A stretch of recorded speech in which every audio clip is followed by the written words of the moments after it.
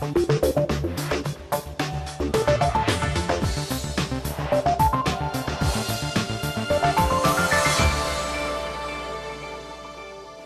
and welcome to the programme. I'm Nima Abuarde. Now this week we're looking at the brisk trade along the new Silk Road. Business between India, China and the Arab world is soaring. But are there obstacles ahead? We'll be finding out. Also coming up this week, money and Mela cashing in on the wealthy Indian middle class. Dubai on a shoestring. Can the city ever embrace low-cost travel? Mass marriage, why 400 grooms chose to tie the knot together.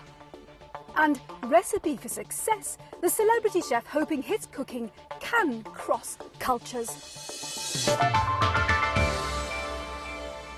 But first, more than half of the people living here in Dubai are from South Asia. India, Pakistan and Bangladesh provide not only construction workers and taxi drivers, but also many of the city's engineers, traders and IT experts. And this growing middle class is attracting more attention as Dubai wakes up to this wealthy new market on its doorstep, as Neil Heathcote reports.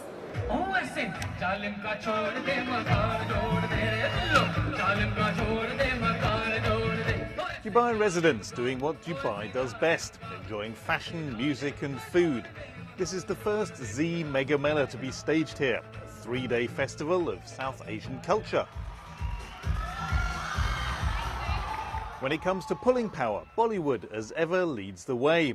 Film star Hrithik Roshan charms the crowds who've turned out for a rare chance to see their hero in the flesh. I love this place. Dubai has always been so fantastic for me. Wherever I go, there are people who love our films and give me so much love. It just makes all the hard work, the blood and sweat, everything just feels worth it when I see a million faces just smiling at me. All right. He's far from Dubai's only fan. Dax Landers moved here from Mumbai 17 years ago and decided to stay. He's seen how things have changed, not least in the number of professionals who followed in his footsteps and decided to make the UAE their home. Before there were not much of Indians. They were good, yeah, enough, but now it's a lot, People kind of moving in, and businesses opening out, big businesses. So this is how the concept came up. So this is the first Mela in Dubai. This isn't simply a nostalgic celebration of life back home. Increasingly, Indian film stars, singers and designers are coming here to Dubai. Companies are being set up, specifically targeting the growing wealth of professionals from South Asia who find this a lucrative place to work. This is Dubai's newest middle class at play. It's their growing spending power that persuaded the organisers the time was right to try staging such a festival. With the population being 60% expat, Indian subcontinent, there's definitely a middle class here that do socialise and go to the theatre and to cinema and to the concerts that are held here. So in our research for the event, we have definitely found that there is a market for this kind of event here. But it's not just a question of selling entertainment to 500,000 people. An increasing number of local firms see Dubai as a shop window to parade their brands in front of a wider, more cosmopolitan audience. My vision for Soiree is basically to have the most exclusive and the best Pakistani designers under one roof. Soiree is a boutique store that specialises in luxury designers from Pakistan. Gowns and wedding dresses here can cost thousands of dollars. Maria Kassam originally expected to sell mainly to the South Asian women living here, but found the clothes are popular with a wide range of buyers. The venture has been so successful, she now plans to go global. By the end of the year, we will be doing a fashion event in Europe. We will be doing something throughout the Middle East, and I'm actually planning something in New York also by the end of the year. So it's going to be more like I said, this is a boutique, but I also look at it as a platform to launch Pakistani designers because they actually deserve to be recognized on an international level. That'll come as music to the ears of many of those living and working here. For them, it brings a new respect, not just as a group worth selling to, but as a community that's learning to make a noise in its own right. Neil Heathcote reporting there. Now, this region is a key market for Indian goods. Alongside China, India is one of the Middle East's biggest trading partners. Last year, business between the three topped $150 billion. So, despite the recession, is India confident it can still strengthen its trade ties with this part of the world? That's a question I put to Ajay Sahai, the head of the Federation of Indian Export Organisation. So far as trade is concerned, the UAE region is important for re-exports of Indian products to countries such as Iran, Iraq, Africa region, and the CIS country. If you look at the India's exports to Dubai region, 30% is consumed in the UAE, rest 70% is exported. And that is primarily the reason for increase in our export by around 65 to 70% every year. And I hope that this trend will continue. We will have goods which will destined for UAE, consumed in UAE, but there will be redistribution also goods to the rest of the world. How can you be so sure that Indian goods will continue to sell when there is a recession in certain countries? So we are conscious of the fact there are definitely some bad signs in the Euro region, but these are the temporary phenomena which will definitely wither very shortly. So what are you looking for from this part of the world? India requires an investment of close to $1.7 trillion in the infrastructure. We are looking for the companies who can invest in infrastructure, particularly in the power sector, port and roads. We are looking at the opportunity of creating 20 kilometers of roads every day. So there are tremendous opportunity for investment in infrastructure. Same is the case of the knowledge-based industry, particularly pharmaceutical sector. 20% of the generic drugs are produced in the country. In US alone, 75 billion drugs will be off-patented in next few years. So it gives a lot of opportunity for investment in pharmaceutical sector. But why should investors look to India when there's China? Look, the whole investment is flowing in the two regions, India and China. Asia is the hub center of activity these days. The advantage with India is that it gives you good return. Secondly, you cannot be thrown out of the market just the drop of the hat. We have a very democratic setup. We have a free press which gives you equal opportunity to safeguard your interests. So which sectors will benefit? In the education sector, we are looking for public-private partnership. We are looking at the energy sector also, particularly the non-renewable energy and the solar energy, where both countries can work together.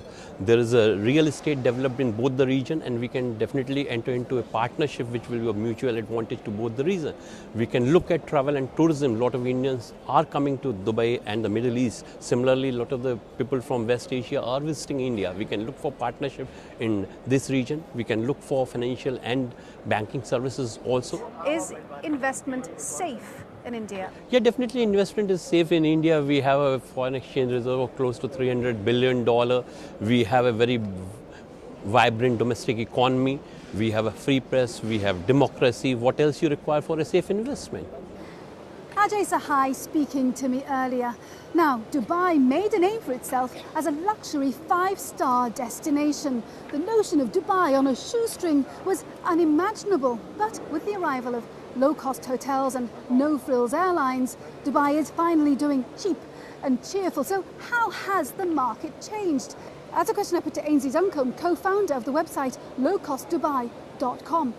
I think we're seeing two things. Number one, we're seeing people come back more frequently, so as they would have normally come back, because obviously the accommodation may well be more affordable than what it was before.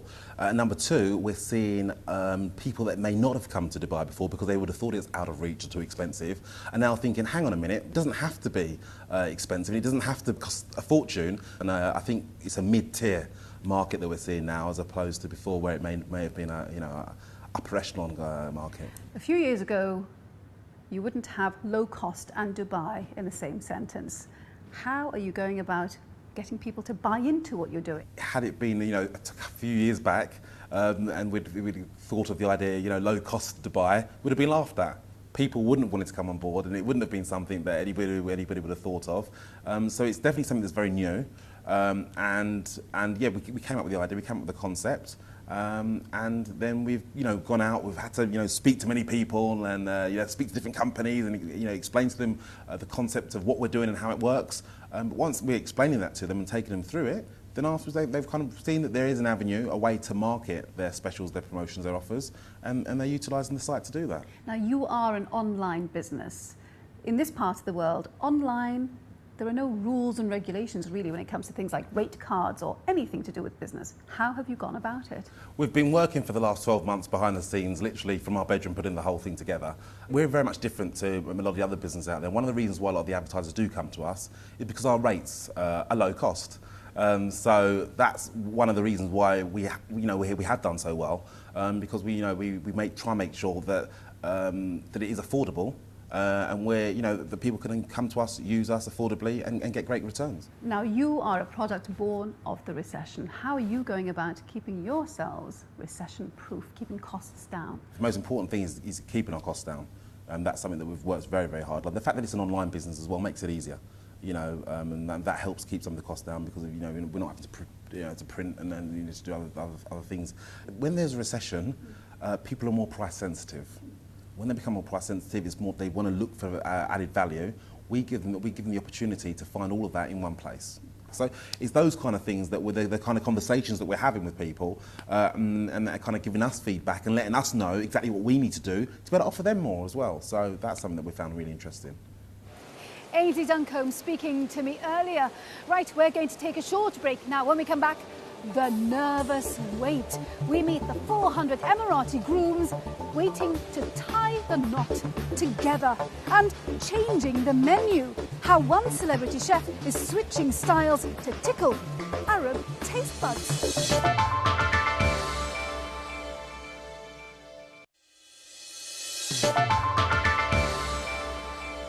Welcome back to the programme. I'm Nima Abu Wardi. Now, around the world, the cost of getting married can leave newlyweds with big debts. This is a particular problem for husbands to be here in the Middle East because many of them have to pay dowries to their brides, and that's on top of paying for wedding celebrations. So the government here in the UAE has been trying to bring down those costs, as Katie Watson finds out. You find your perfect partner, you settle down, and before you know it, you're living happily ever after. Or at least that's how the story should go. But it seems there's a snag, and that's money. You see, there's weddings to pay for, and that can mean serious cash. Love and marriage, love and marriage. Rami Al-Ali is a Syrian designer based in Dubai. He dresses as many as 50 women a year for their big day. His designs start at $20,000, but money isn't the first thing on brides' minds when they've got guests to impress. It's the biggest thing that they look at. It's the wedding dress because it has all the details and the drama. The jewelry, the hair and makeup, the ballroom, the settings, all these things usually they just neglect after the first meal. But the wedding dress is the one that they keep on talking about for months after the wedding.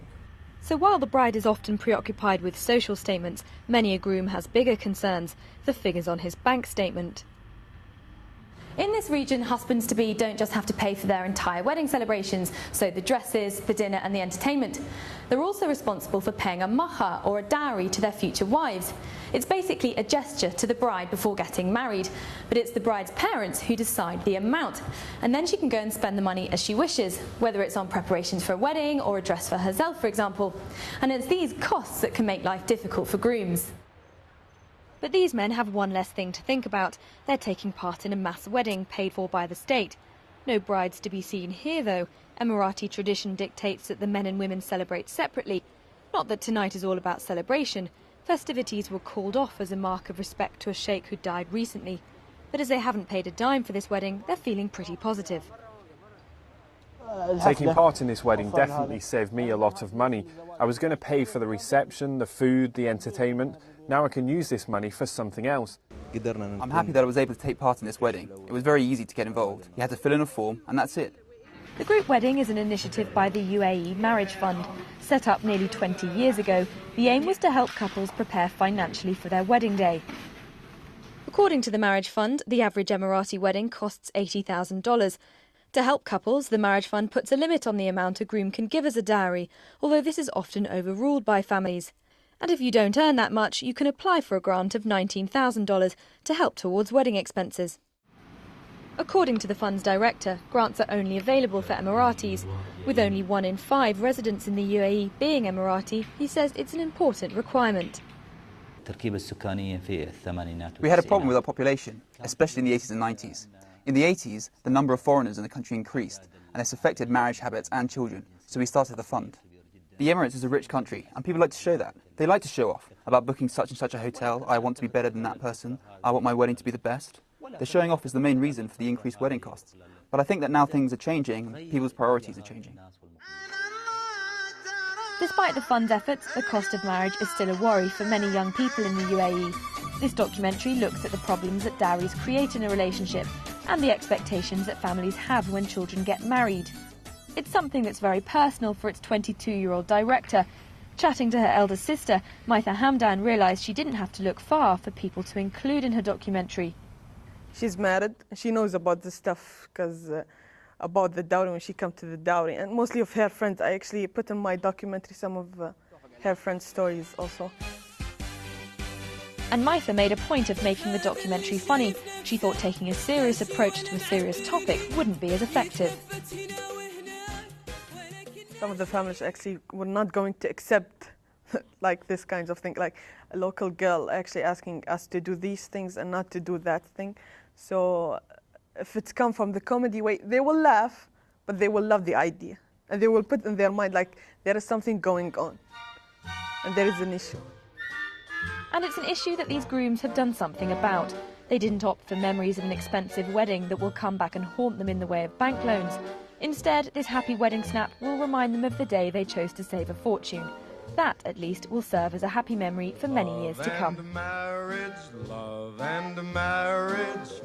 Katie Watson reporting there. Right, let's see what other business stories are making headlines across the region this week. The GCC could be forced to import gas from Russia this year thanks to soaring domestic demand. The Gulf has 23% of the world's gas reserves, but many countries have already committed to long-term supply contracts overseas. This means that some countries could face a shortfall if demand continues to rise. Plans to build a 40-kilometre causeway linking Qatar and Bahrain have been shelved again. The $3 billion project was set to begin construction this year. It's reported that cost overruns and financing issues are behind this latest delay. Production of oil and gas was suspended in Oman in the wake of Cyclone Fet. The storm hit eastern Oman with winds of up to 120 kilometres an hour, but no production facilities were damaged. Exports were also suspended, with oil tankers unable to dock in rough seas. Nakheel says it'll pay back all trade creditors who are owed up to $136,000. It also says it'll start reconstruction on all short-term projects that were delayed in the wake of the company's restructuring. The firm has been battling to restructure more than $14 billion of debt. And this is how the region's markets finished the week. And remember, we'd love to hear from you. Our email address is middleeastbiz@bbc.co.uk. Now, take one chef, a holiday home, and a dash of Middle Eastern influence. And what do you get? Well, that's been the big question for chef Andy Campbell. He made his name setting up one of London's most fashionable restaurants, but he left it all behind to move here to Dubai. But does success in London mean guaranteed success here? So what I'm doing is I'm preparing this rack of lamb. I'm taking I've got 3 bones here. I'm going to take 2 of the bones out so you get a decent cutlet out of it. We're going to do a European style with this, and then with the shoulder I'm going to do an Arabic style. I'm using local spices. This one's an Algerian spice, and it's more of a mountain spice, so I'd say it would come from the Berber area. I've got some coriander here, some cumin, and then there's some Kashmiri chili. You've got spices coming in from Iran, you've got stuff coming from India. I would say I'm slightly westernising some of the flavours because some of the Western people are a little bit precious about the flavours. So what we've got here cooking away is a shoulder. You can see the strands there's a few strands of saffron there. We've got some onions underneath. If you can get a waft of that, can you? Fantastic. That's got a little bit of saffron on there. You can see the redness on it. There's some fennel seeds there. And then we'll glaze it with the mountain honey, some rose water. I mean, all the local stuff. I've always had a love for travel and a love for eating. And coming here was sort of like the missing jigsaw of where I haven't been in the world. It made me really, really have to look again and sort of almost start over again with gastronomy. So when I came here, I had to think really hard about how I was going to approach the food here. And it wasn't just another 5-star hotel where they can have anything flown in, and It's trying to actually get the best of what you have got. Every country around here seems to have their own, you know, something they add to the table.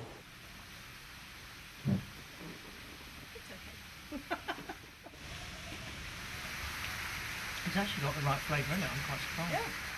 But why start a business in Dubai like this? It has so many hotels and hotel rooms, so many restaurants, and with the economic climate being what it is. I think exactly for that reason, because in Dubai it's got five-star everything, but where the niche in the market which we hit is, this is personal, this is real, this is not just another hotel room.